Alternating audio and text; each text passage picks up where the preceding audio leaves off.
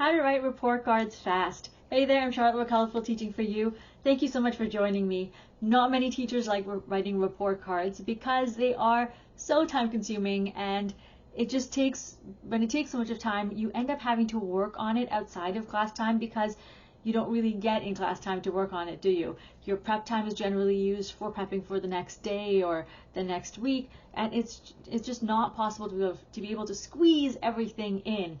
Just talking about it right now is riling me up a little bit and is getting me to talk faster. But you understand what I mean. For me, I work on it in the night when the kids go to sleep, which I have to say is thoroughly exhausting because you've got kids all day, then you've got little ones in the evening, and then you've got report cards to work on.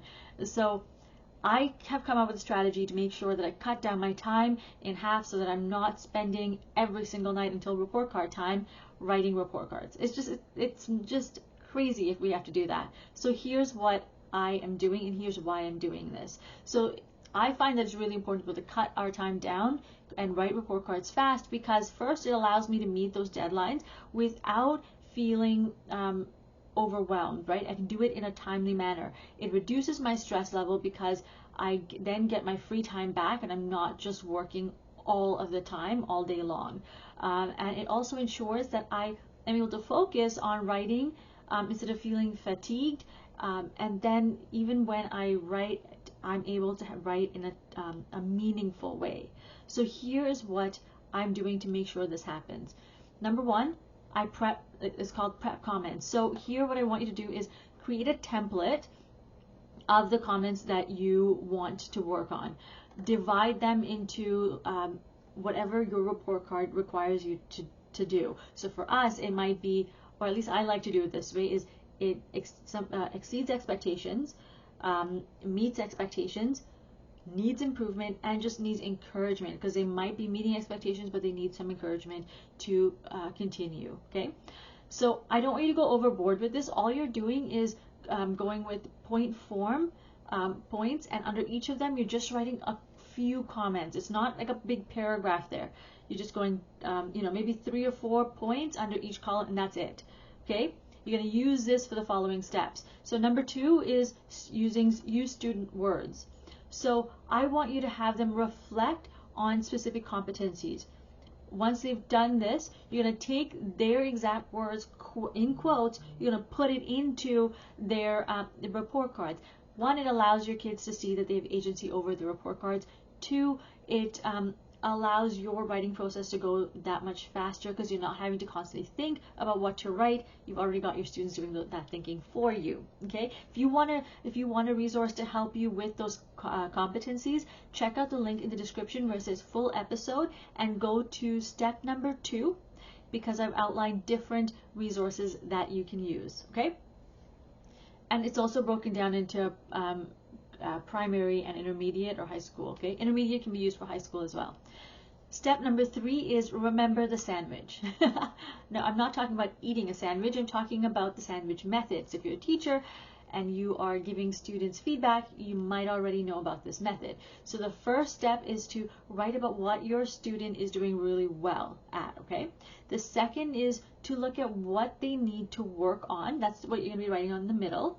And the third point, or the bottom part, it's not the third sentence, but it's like this third part, is you're looking at what they're doing well, or if they need to improve on something, you're looking at how they've already started working on whatever it is you put in the middle that they need to work on, because then parents know, oh, we're working on this already, they're making progress, we're good. This method allows parents to easily digest what your feedback is about their student or their child, sorry. If you just say, oh, they're doing really good at this, and then you say, oh, they need to work on this, then a lot of them will look at this and say, well, what do I need to do? And you might get some pushback.